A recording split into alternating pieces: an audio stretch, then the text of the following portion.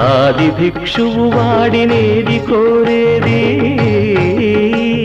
బూడిదిచ్చేవాడినేది అడిగేది. ఏది కోరేది వాడినేది అడిగేది. తీపి రాగాల కోకిలమ్మకు నల్ల రంగు నలమిన వాడినేది కోరేది. కరకు గర్జనల మేఘముల మేనికి మెరుపు హంగు కూర్చిన వాడినేది అడిగేది. ఏది కోరేది వాడినేది అడిగేది. తేనెలొలికే పూల బాలలకు మోన్నాళ్ళ ఆయు ఇచ్చిన వాడినేది కోరేది. బండరాలను చిరాయువుగా జీవించమని ఆనతిచ్చిన వాడినేది అడిగేది.